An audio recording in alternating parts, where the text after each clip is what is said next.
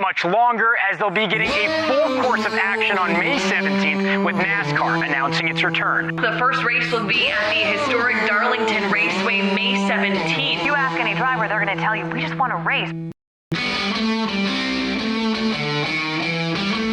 Gentlemen, start your engine!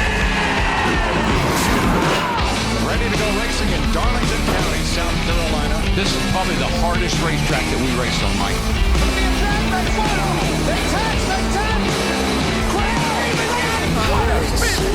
Back behind the counter now. Yeah, you know me now. Kiss me up and go away. So nice.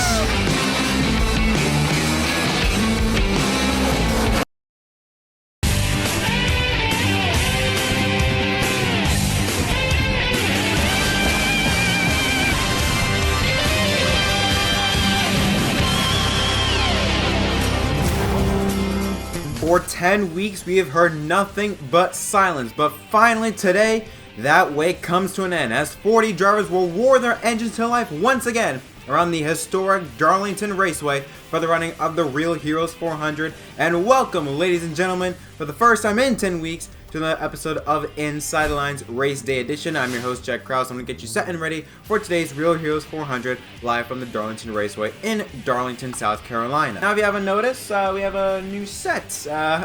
We decided to go away from the sort of CNN-style background when you see all the desktop monitors. Decided to go for a more futuristic style. Hope you guys enjoy that. I'm going to be using more scenes a lot from this set package, so hopefully you guys do enjoy that. And also a new revamped package. Sort of revamped package, adding new graphics, more 3D stuff to hopefully give you guys a better viewing experience. So let's not waste any time and jump right into this week's storylines. First off, let's start off with the eNASCAR Coca-Cola iRacing Series. Rookie Colin 𝘲𝑗𝑠ter of Roush Fenway Racing won his first career victory in the series and the longest race of the season, the Coca-Cola 300 from Charlotte. He is the first-time winner since Ashton Crowder at Darlington last August and the fourth driver to score career victory number 1 at the Charlotte Motor Speedway. 𝘲𝑗 Motorsports announced that they are planning to run at least 15 Cup races in the 2020 season, with 𝘲𝑗 expected as the driver and Todd Parrott as the crew chief. With Cup racing for now going to a one-day schedule, BJ said it is now more affordable than ever to compete in NASCAR's top level. And finally, according to Bob Hocker's, Rick Ware Racing has purchased Premium Motorsports. The purchase will give Ware control of Premium's 2 charters, the number 15 car driven by Brennan Poole, and the number 27 car, which will be driven by J.G. Yeley in tonight's race. So basically, Rick Ware Racing is trying to become the Hendrick Motorsports for the backmarker teams. Now, another thing that took place this week was that NASCAR announced new races for events past May 31st, which was the last race of NASCAR's first portion of the 2020 schedule. The new schedule, which will run through June 21st, and also includes more races for the Xfinity Series, Truck Series, as well as the ARCA Series. So let's take a look now at the new revamped schedule for all races in NASCAR's top 3, including the ARCA Series divisions, from here on to June 21st. We started with the Cup Series. Sunday, May 31st at Bristol Motor Speedway on FS1. That'll take place at 3:30 p.m. Eastern Time.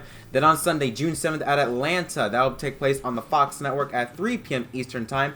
Wednesday, June 10th at Martinsville Speedway. That's on FS1. Wednesday night at 7 p.m. Eastern Time. Then on Sunday, June 14th at the Homestead Miami Speedway. That will take place on Fox at 3:30 p.m. Eastern Time. And then finally on Sunday, June 21st at Talladega Super Speedway.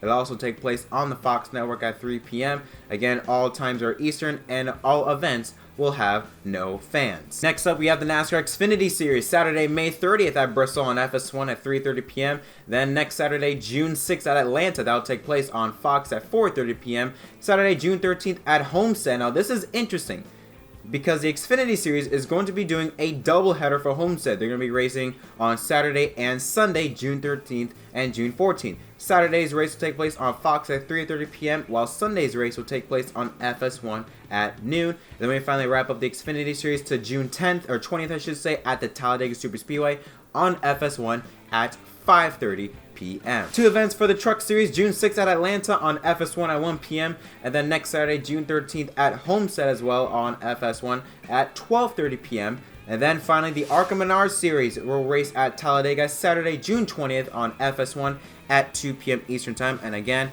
all races will take place without any fans in attendance. And finally, we got news that came out on Saturday. Alex Bowman announced that he has signed a 1-year contract extension with Hendrick Motorsports to drive the number 88 car in 2021.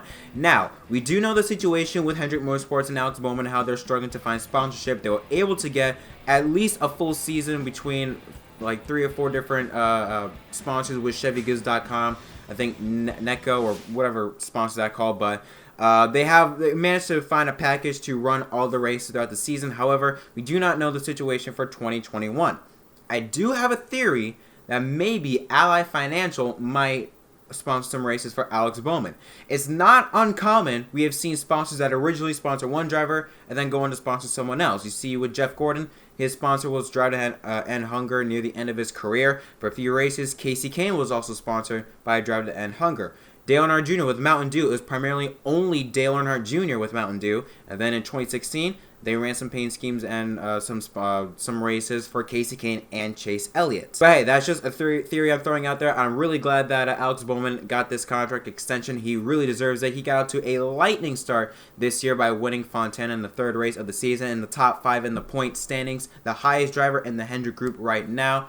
So hey, put a good performance, and you get a contract extension. So congratulations to Alex Bowman. And now with that, we transition on to the playoff standings, or at least the Cup Series standings. After 4 races in the regular season, Kevin Harvick still top of the chart, 76 points ahead of the cut line. Joey Logano, 10 playoff points in 2nd. Chase Elliott in 3rd. Alex Bowman in 4th. Jimmie Johnson, the 3rd Hendrick driver, rounds out the top 5. Nice run for the Hendrick group so far, 3rd, 4th, and 5th. Ryan Blaney in 6th, and then you see Kyle Larson in 7th. Due to him being fired from Chip Ganassi Racing, he's going to fall tremendously in the point standings. And also, that's why you don't see a car icon next to his name, because he no longer has a ride. Tied with him, though, is Aric Almirola in the 10 car. Matt Dibenedetto and Brad Keselowski tied for 9th. Then Denny Hamlin and teammate Kyle Busch tied for 11th. Clint Bowyer in the Ford, 13th on the grid. Plus 14 is the 17 car of Chris Buescher. 15th is Martin Truex Jr. And holding the last spot is Kurt Busch in the 1 car. First one out, 2 points behind, is Ricky Stenhouse Jr. 3 points out is Bubba Wallace, tied with William Byron. And finally, in the 20th spot, 13 points behind, is Austin Dillon. Now let's take a look at the starting lineup for the 2020 The Real Heroes 400. Now, qualifying was set based on a random draw on FS1 on Thursday, I believe.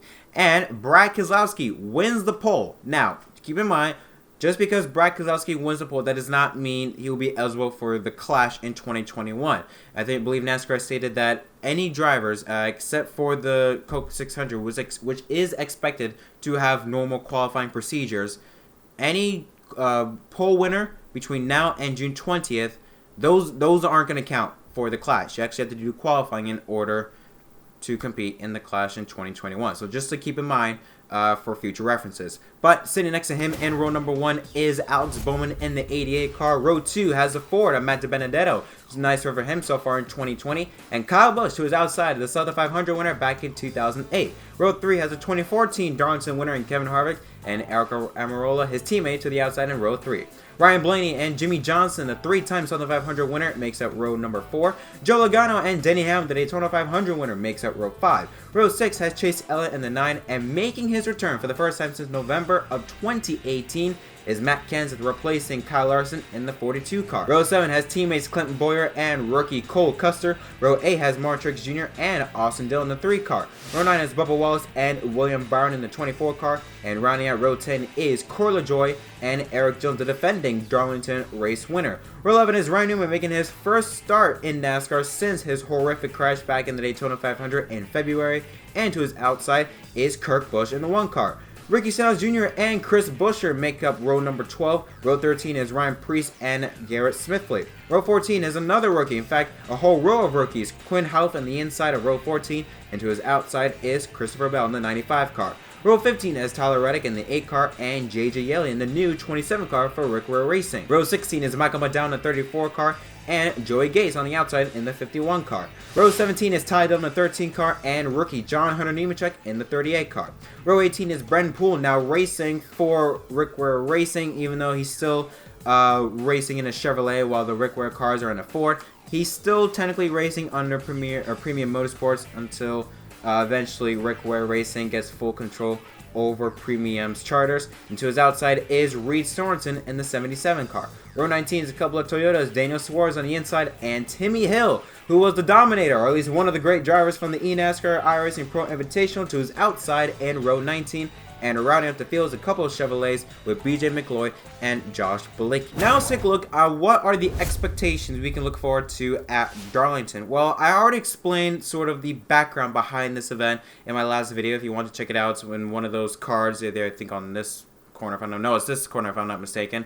Whatever it is, there'll be a card on your screen that's going to take you to a video that I posted yesterday that I talked about on why I believe this race at Darlington could be NASCAR's most important race. With all the media hype that NASCAR has been gaining around through numerous news corporations like ESPN, Fox News, CNBC, NBC, CBS, I mean, everyone's just talking about NASCAR coming back because nothing has been going on. It's just been utter silence, and finally we have some form of entertainment returning to at least to our television screens to give us a time to sort of just relax, have fun, and enjoy what's happening.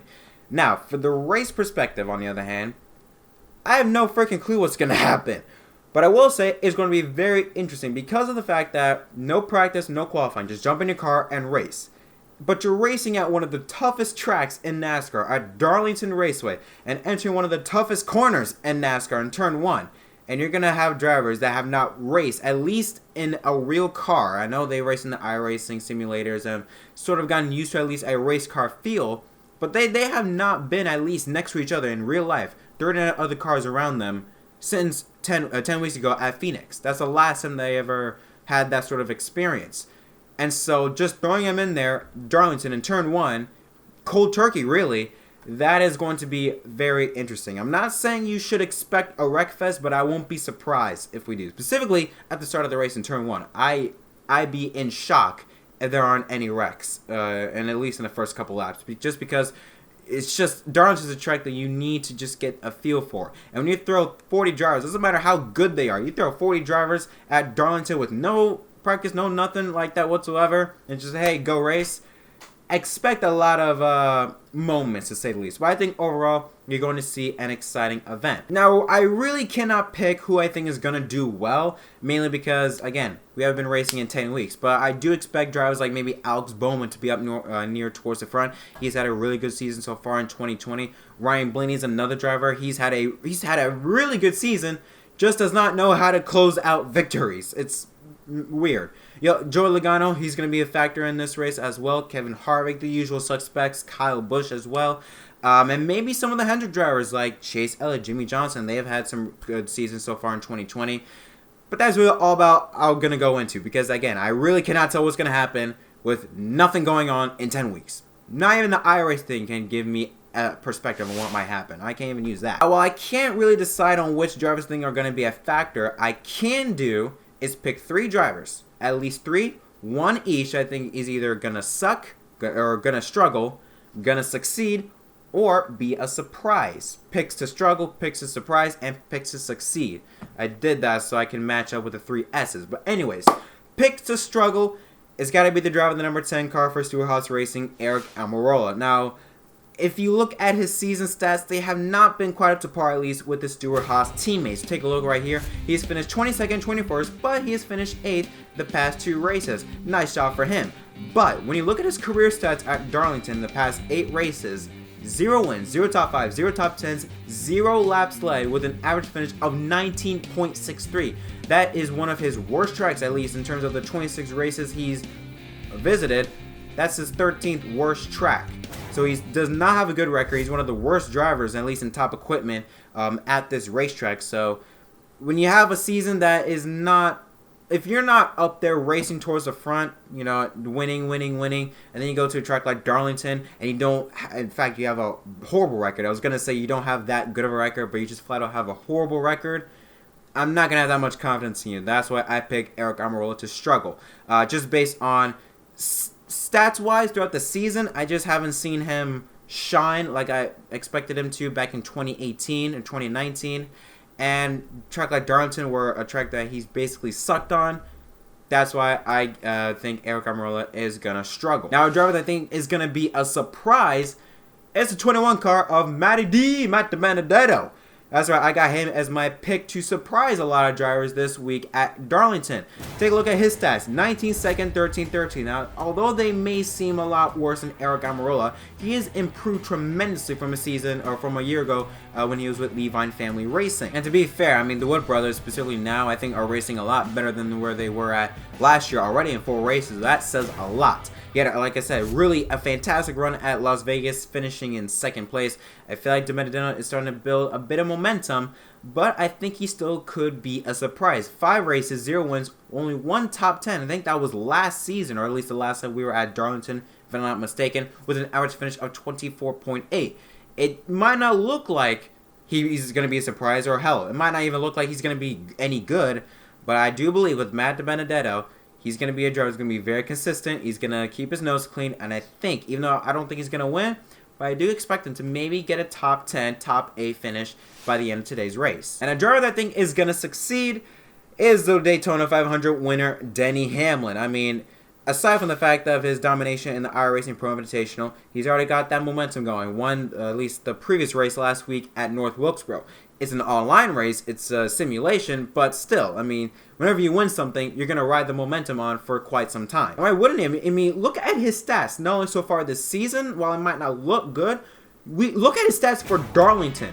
So far, he's won the 500, finished 6th at Fontana, and then had 2 finishes outside the top 15. But again, career starts at Darlington. In 4 races, he's had 2 wins in 2010, I believe also in 2017, or 2018, one of those 2 years. 7 top 5s, 11 top 10s, 562 laps led, with an average finish of 7.79. I think he has one of, if not the best average finish out of all drivers at Darlington Raceway, which says a lot. Denny is really good at these types of racetracks. You have to keep it cool. Keep your tires clean. We talked about how good he was able to keep his tires clean in the iRacing series. I mean, it's not the same, but it could parallel to Denny being able to conserve his tires at tracks like Darlington, tracks like Atlanta that really eats those tires up. He's able to do that much better than a lot of other drivers and is able to be up front when it matters most. And that's why I have Denny Hamlin going for his 2nd career win this season. And yeah, that's it for this episode of Inside the Lines Race Day. Guys, I am so excited. I'm so ready to finally see a race, a real race for once, just to see anything sports related. I'm very excited to see that. Tell me, what do you guys think in the comment section down below? Who do you think is going to win today's race, and what do you think is going to happen in today's Real Heroes 400? Love to hear your guys' thoughts. But until next time, my name is Jack Cross of NASCAR on MDK. Don't forget to leave a like and subscribe for more content. And I'll see you guys in the next video.